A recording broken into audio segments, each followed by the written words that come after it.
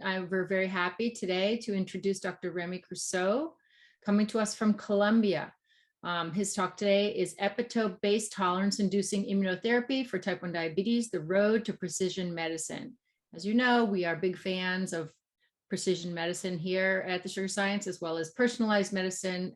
We do believe from all that we've heard from scientists that there are very many endotypes and that the answers are going to be solved by, adhering to precision medicine strategies and personalized medicine strategies. So Dr. Creusot is a principal investigator at the Columbia Center for Translational Immunology, also affiliated with the Naomi Berry Diabetes Center. And he received his PhD in immunology from University College London and his postdoc from Stanford. His main expertise is on the analysis and targeting of autoreactive T cells in type 1 diabetes. So he's using various preclinical models, including mice with human immune system and patient-derived lymphoid tissues. And he's investigating the conditions of antigen presentations that favor immune tolerance to self in context of autoimmunity and inflammation. This work contributed to the development of several antigen-specific and cell-based approaches and patents for precision therapies of autoimmune diabetes. So welcome, Remi. Thank you very much for joining us. I really look forward to hearing about your work. Thank you, Monica. Thank you for having me today on your platform. So I don't seem to be able to advance. Okay. So today we're going to talk about therapies for aim to specifically target pathogenic T cells in type 1 diabetes. So most of you are familiar with this disease. So the pathogenic T cells are actually CD8 T cells and Th1 cells. And they are the results of possibly a accumulation from defective central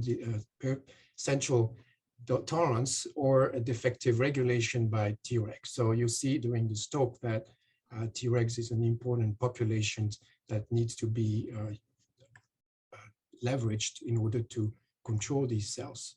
And these pathogenic T cells respond to a number of proteins that are produced by beta cells specifically, the main one are shown here, as well as a number of neoepitopes that have been discovered in the recent years. So the goal of antigen-specific immunotherapy is to introduce and ensure presentation of these antigens under appropriate conditions in order to desensitize those autoreactive T cells leading to tolerance. So there are different ways to achieve tolerance, different mechanisms that are involved. Obviously, you can just simply eliminate the pathogenic T cells by deletion. You can make them silent, a process called anergy, or you can have them suppressed by regulatory T cells. So what ideally we try to achieve in this context is the dominant type of tolerance, whereas we can expand or boost the existing Tregs or generate new Tregs by conversion from pathogenic T cells into regulatory T cells. And the advantage of dominant tolerance is that you may require fewer antigens to be able to suppress the overall autoreactive T cell response. So in terms of the precision medicine, we now know that T1D patients is a relatively heterogeneous group of patients. They can be subgrouped into what's called endotype that Monica mentioned earlier. And there are some of them more better characterized than others. I'll just show here two major endotypes. One is characterized by insulin autoantibodies with predominantly characterized by DR4 and DQ8 HLA haplotype, and then those that have more of a dominant GAD antibodies with DR3 DQ2 haplotype. And so there is example that these groups of patients respond differently to antigen-specific immunotherapy. So for example, patients with a high level of autoinsulin antibody tend to respond better to insulin, oral insulin therapy.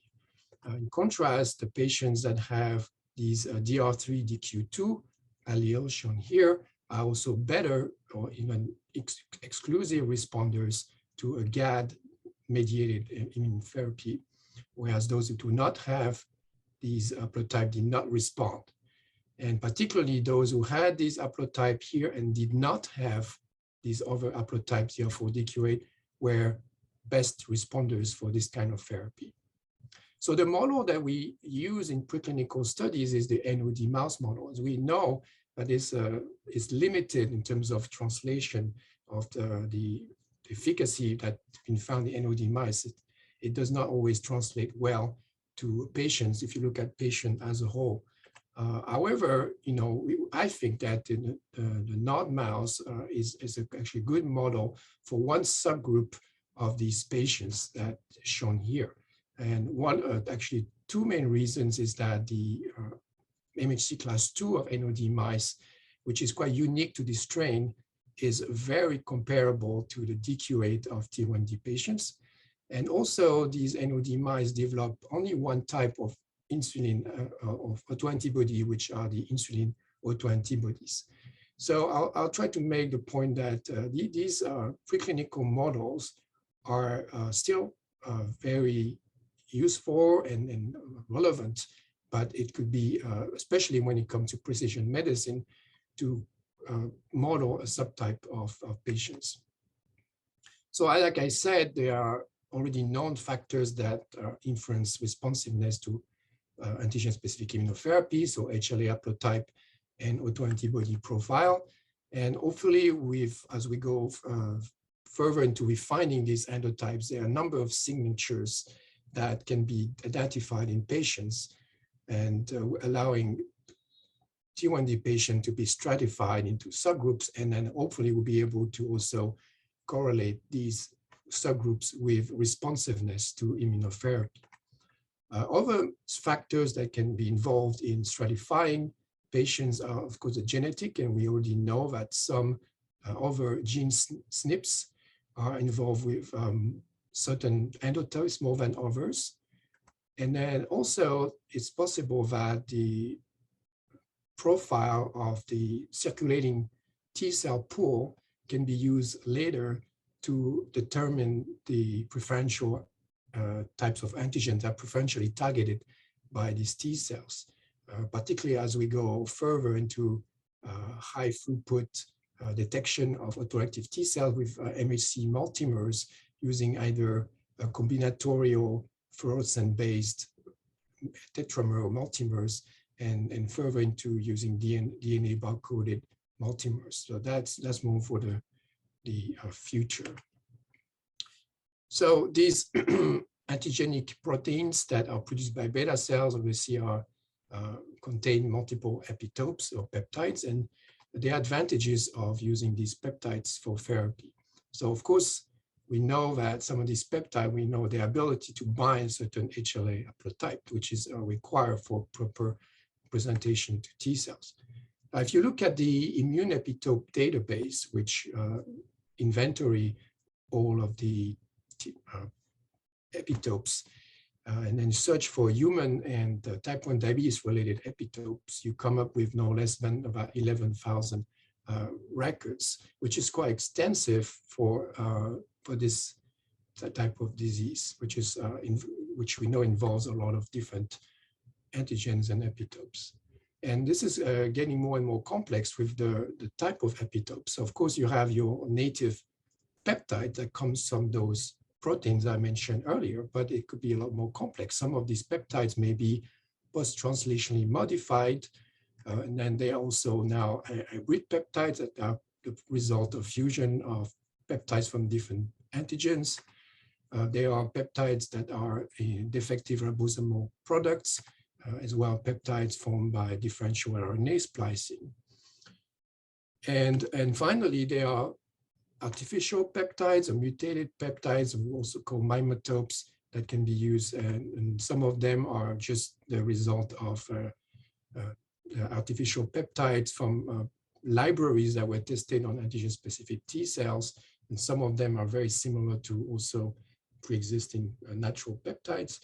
And then there are other peptides that can be used to mimic post-translational modification or also alter the binding of these peptides to MHC, for example, by shifting or changing the register of the way these peptides are bound on the Can I MHC. ask you a quick question here with the mimotopes? Has anyone noticed any microbial peptide ligands? You mean for cross-reactivity? Yeah. There are some microbial peptides that have very similar to beta cell antigens. One of them, IGRP, was discovered in NOD mice, and I think a GAD antigen also. Yeah. I think you also published on that, Monica. We did. I understand your question. My little team, yes. You know, now we've come a long way to get more and more specific, and it's very important in terms of safety to target specific cell types of pathways with biologics. But I think in terms of the ultimate safety is the ability to only target the pathogenic T cells with relevant antigens to desensitize only these pathogenic T cells. And I made the point that using peptides, you'll be able to do multiple things. Obviously, by selecting peptides that are known to bind specifically to HLA haplotype, which is important. You might use fewer peptides, but for which you know they're good ability to bind. They can be based on dominant antigens for specific patients, and you can include neo-epitopes, which are typically not found in recombinant proteins. Thinking particularly about these fusion hybrid peptides. So in terms of treating patients or animals, you know, you can of course just inject the free peptides. That's been done by people like Mark Pickman or David Rafe, but you can also pulse these peptides in heterogenic antigen presenting cells or in artificial antigen presenting cells. They can also be encapsulated into nanoparticles. And finally, they can be delivered in a multivalent fashion. And then also, they can be also made to be expressed by your own cells, either from DNA or RNA. And this is one of the topic today, endogenous expression of peptides. And an advantage of these platforms is the ability to quickly design and produce these molecules and the ability to produce a large number of epitopes from a single molecule. And another advantage is that since they are encoded by your own cells, they can potentially undergo this post-translational modification that you may not necessarily predict when using just synthesized peptides. So this platform here that we developed consists of multiple clusters of peptides that can be expressed within the cells and then differentially targeted either towards MHC class 1 or MHC class 2. And so that allows optimal presentation of those peptides and allows also targeting of both CD4 and CD8 T cells that are involved with the disease. If for some reason the type of cells that get targeted to produce those is very limited, we have the ability to have these epitopes or polypeptides secreted by the cell so that they can be shared with more antigen presenting cells. And these platforms have been used in our lab in either to engineer or modify exogenous APCs for either cell therapy or transplantation, and also to target endogenous APCs either via DNA vaccines or RNA vaccines. So today I'm only going to show some of the data for our latest publication featuring DNA vaccine. So this is a relatively simple DNA vaccine here with a couple of major epitopes that's been customized for NOD mouse. Again, where we really targeting specific subsets of like modeling a subset of patients. These are the two constructs that I mentioned earlier, intracellular or secreted. And we have compare this with a mouse pro-insulin DNA vaccines, which have been the basis of current trial by Tolerian, and also there's also mouse pro-insulin used in trials by Novo Nordisk. So, but using the full mouse pro-insulin protein. And one of the first things we realized pretty early, since DNA vaccines only target a very few cells, it's a very low transfection efficiency in vivo. It's really the secreted version in this case that has an utility in preventing the development of type 1 diabetes, but whereas the other one is not sufficient. So as you can see here, we have done continuous treatment for weekly injections of DNA vaccines, either intramuscular, intradermal. And three things you can see from these data. The first one is that between pro-insulin and endotope vaccine, there's no, they are very comparable in terms of efficiency. And intradermal route is more effective than intramuscular, which is the one that's been used before for pro-insulin. And then finally, you can see that you need to treat quite a long time in order to achieve a sustained and stable protection, such that after you stop the treatment, the mice that remain disease-free kind of long protected long-term after the treatment is stopped. In contrast, if the treatment is too short, for example, here only 10 weeks, you can see that even though you can delay the onset of disease, even sometimes significantly, once you stop the treatment, the mice go on to develop diabetes, and the overall protection is usually not significant. So it takes time to build this tolerance when you use this kind of therapy. And so the NOD mouse, there are different stages of disease that correspond to human disease as shown here. And what I've shown earlier is basically stage 1 treatment, where all the mice were treated at the time they were still normoglycemic. We also try to treat the mice at later stage when they are in the process of becoming hyperglycemic during this dysglycemic stage. And in this case, we treated mice twice a week for only 6 weeks.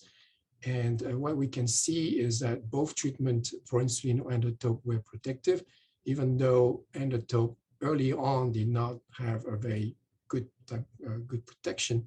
But once we stopped the treatment, the remaining mice were protected long term. So that's to us very important to not have to notice.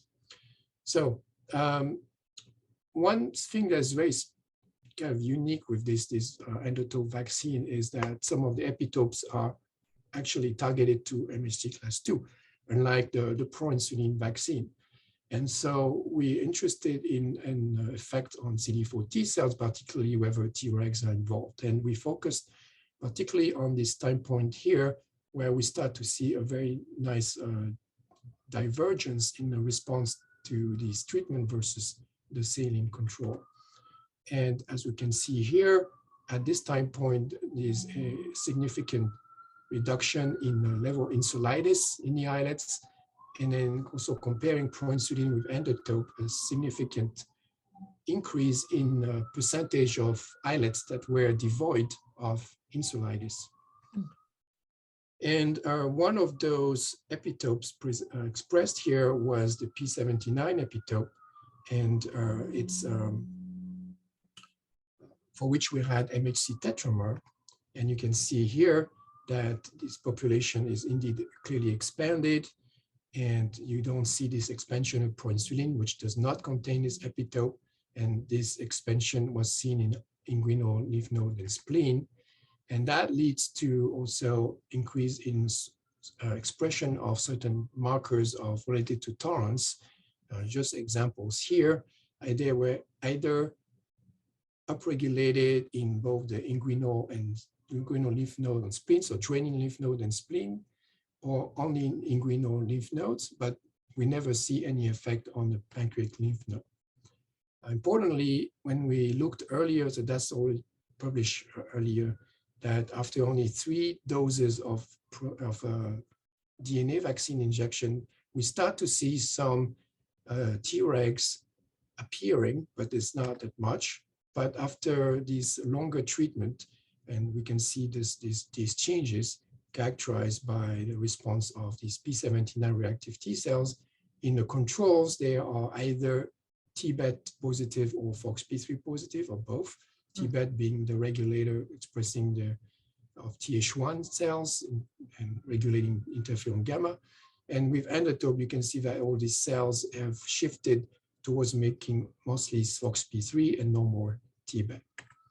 And other cytokines involved include IL-2 upregulation, IL-10, which is important, TNF alpha, but we see very little interferon gamma production. And again, this is seen in everywhere but the PLA. So I want to say a few words quickly about another approach, which is the use of multivalent peptides. And here we are basically comparing using free peptides versus multivalent delivery, and that's the soluble antigen array platform that was developed by collaborator Corey Birkland. So these are basically peptides conjugated to hyaluronic acid polymer, typically about 10 peptides per molecule. And they were expected to improve peptide solubility and also lymph node draining due to the increased molecular weight. But on top of that, we found multiple advantages of this. But before I go on, there's also two types of molecules used, two types of chemistry used to bind these peptides onto these macromolecules. One that allows hydrolysis, so release of the peptides, another one that's more stable linker. So these are the peptides. They require some modification in order to achieve this binding, and I'll talk a little bit about these two. So the peptide used for these studies were, again, the P79 mimetope and the 2.5 hybrid insulin peptides. One characteristic of these two peptides is that they are both recognized by this PDC 2.5 transgenic mice. So in the adaptive transfer model, we compare free peptide and SAGA using the same amount of peptide. And we looked at the responses in the draining lymph node, in distal lymph nodes, and in spleen. And as you can see in the SAGAs, both SAGAs were much more potent than the free peptide at the higher dose. And at a lower dose, the C-SAGA was more potent than H-SAGA. And we can see the response is stronger in the draining lymph node, where you expect to have a higher local dose of the product. And same thing was seen with a number of markers that are upregulated and associated with tolerance, like CD73, where we see very nice upregulation, but again, nothing seen with the peptides. More clearly, you can see that with the SAGAs, we get an increased level of IL-10 production by these T cells without increase of interferon gamma, which is very important. But conversely, when you look at FOXP3 positive cells, in fact, it's in the more distal sites and spleen that you see upregulation of FOXP3, and also at the lower dose, suggesting that FOXP3 induction requires lower dose of peptides and or SAGAs. Using the same kind of models where we do a single injection of either peptide or SAGAs, and injecting those transgenic T cells later on at multiple times to see when the antigen, how long is the antigen still presented. We found that SAGAs are very different than peptide, in which at least for 3 days, the presentation remains about the same, whereas it starts to drop using the peptide mix.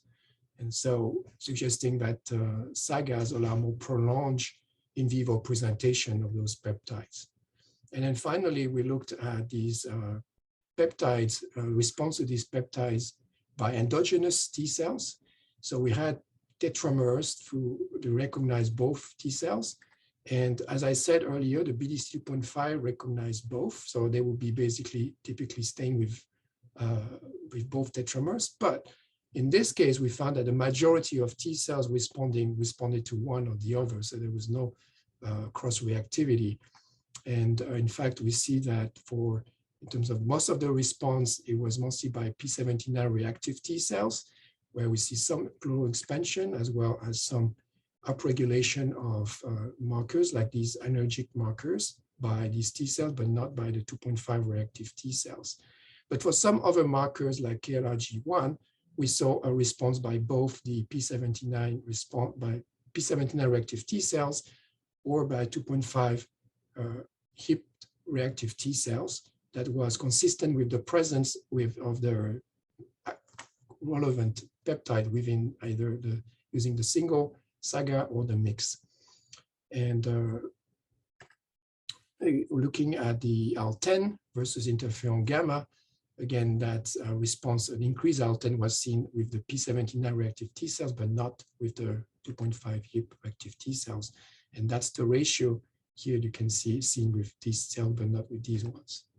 Interestingly, though, FOXP3 was not induced, but we saw that in pre-existing FOXP3, there was an upregulation of CD44 in FOXP3 positive cells, showing that these Tregs were stimulated with in both P79 and 2.5 reactive tetramer positive cells.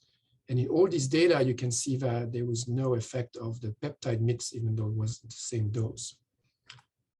And so, as you can see that when we use the SAGA mix containing the two peptides, both H-SAGA and C-SAGA, there was a very impressive protection of against disease, even though the effect of 2.5 HIP was limited to certain effect. But interestingly, when we use only one of the two SAGAs, they were not protective. So suggesting that the combination of the two was required to achieve this level of protection, whereas the peptide mix had no protection.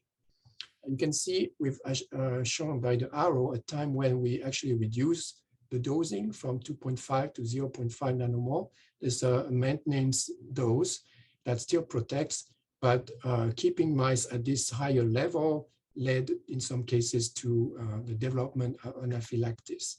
And this is the incidence of anaphylaxis in these mice. And you can see that these are, there are different incidences, and in both cases, looking at this peptide and its corresponding SAGA, there was reduced incidence of anaphylaxis when the peptide is on SAGAs. And in general, C-SAGAs was also more safe than H-SAGA. And so this anaphylaxis was actually found to be IgG1 mediated and targeting P79 and not 2.5 HIP. So there is some precedent in NOD mouse model that these mice can develop anaphylaxis in response to peptide treatment or injection of number of proteins. And in some of these papers, they found that this was found in NOD mice, but not in Black 6 and BOB-C mice. So we took our most anaphylactogenic treatments, these two peptides and SAGAs, and treated Black 6 mice as well. And we found that Black 6 mice do not develop anaphylaxis. So it's quite interesting, but no evidence yet in humans such response to peptide therapy. But if that were to happen, especially in the context of an autoimmune background, it would be very good to know that SAGAs would definitely reduce this incidence as compared to free peptides. And then finally, I just want to show this very interesting difference between these two peptides. The only difference between these peptides is the way they are modified in order to graft them onto a SAGA with different chemistries. And this only these two modifications led to very different incidence of anaphylaxis. So we're looking into that. But another thing we also noticed is that the amino oxy modification has the same ability as the non-modified peptide to stimulate BDC 2.5, whereas this modification here, for some reason, induced a much stronger proliferation and response in the T cells, as you can see here, 2 log increase with P79. And we also show that was also the case with the 2.5 HIP peptide, and that in this case, we have an increase of about 1 log in response. So just to summarize, the multivalent delivery of peptide is definitely more effective and also potentially safer for authorization than the same peptide in the free form. there are different mechanisms involved, including energy, TR1, FOXP3, Treg induction, and possibly deletion in the long term. I didn't have a chance to show this data. And then depends on the type of SAGA you choose, the dose, and the duration of treatment. And therefore, and also the efficacy and safety seem to be also influenced by the type of peptide modification that you use. So, this is a long pipeline to get this type of approach going into delivered into patients. And of course, a lot of credit goes to the people in upstream involved in identifying and validating these epitopes. Some of the names involved here, and those also trying to characterize endotypes. And then from there, we can go into designing constructs, the right backbone. Modulation can be important to make sure that immunogenicity is reduced or heterogeneity increased, and then finding the right way of delivery, potentially involving nanoparticles in some cases. So if you were to pick one, I would say that SAGAs are ideal for delivery for only a few peptides, and if you're only targeting CD4 T cells, although it can be also used to deliver proteins.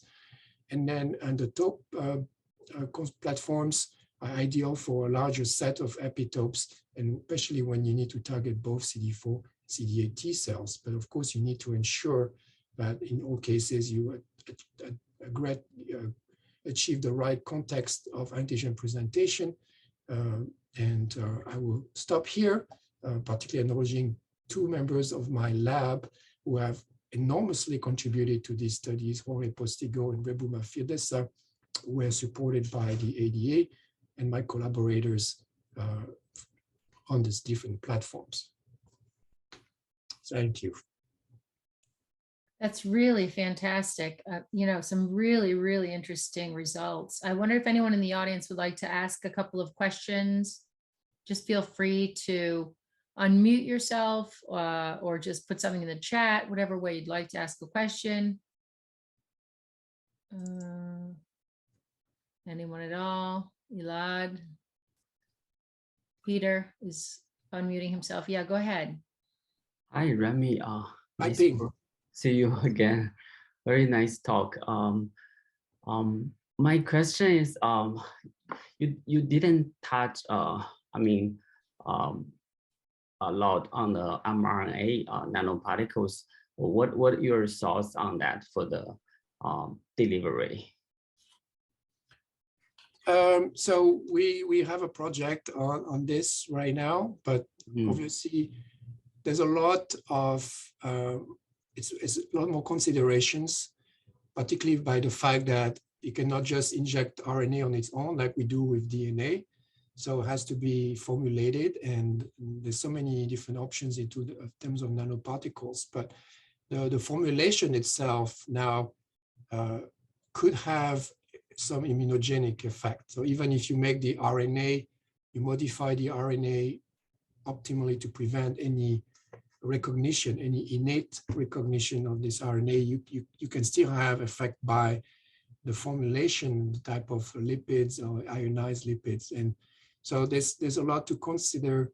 And there's a recent publication by the Genentech group, you might have seen, on the effect of comparing lipoplexes and ionized lipid nanoparticles, showing that indeed they can have, some of them can have, can induce inflammatory cytokines like IL-1, particularly on human cells. So we have a project that tried to circumvent that issue by targeting non-professional antigen-presenting cells that cannot become immunogenic. But hopefully that would be the topic of some future talk.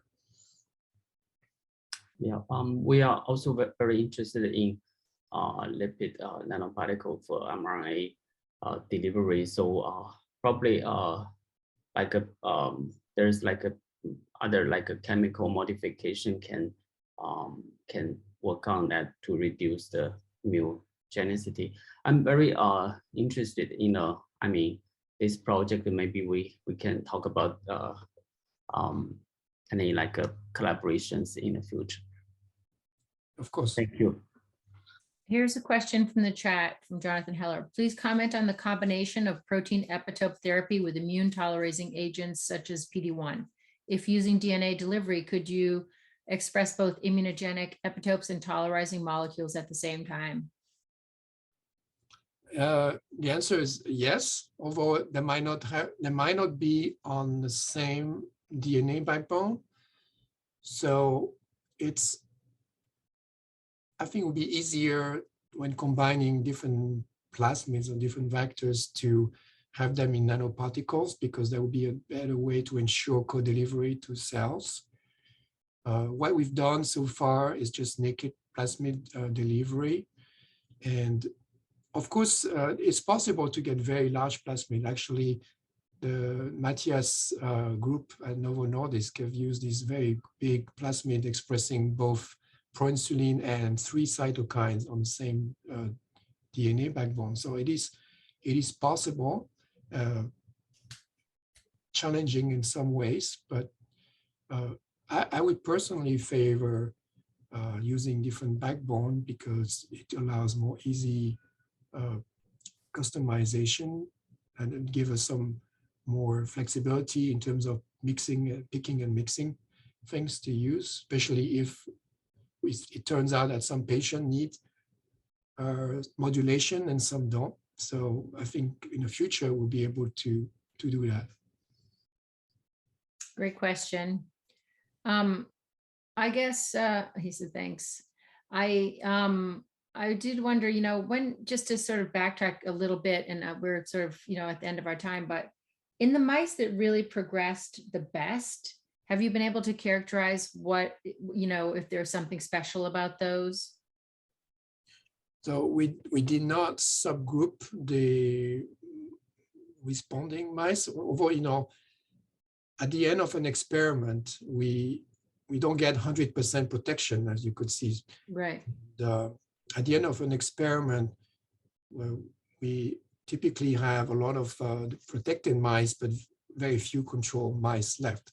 So we have a lot of data on what the T cells look like at this later time point, but it's also not, we don't have controls to compare to. But we do see quite a few changes when you look at the T cell profile from, say, 6 to 8 weeks after the start of the treatment, and much later time point in the very end of the experiment, particularly with SAGA, for example, where we see the SAGA inducing the most expansion of the antigen-specific T cells. And at the end of the experiment, that's where we see the fewest cells. So you have a contraction of the T cell response, and that leads back to level that's seen without immunization. So it's either deletion or redistribution of the cells. But we don't think it's redistribution because we don't see an increase in islets. And so the cells get deleted. And what's very nice is that the remaining cells, the few cells that remain, are primarily FOXP3 positive cells. That's very interesting. I'll be very interested to see how your work continues to develop. This is very, it has a lot of promise to actually, create clinical application as far as I can see. And I thank you again for taking the time and going over with the questions. Really appreciate you taking the time out of your busy day.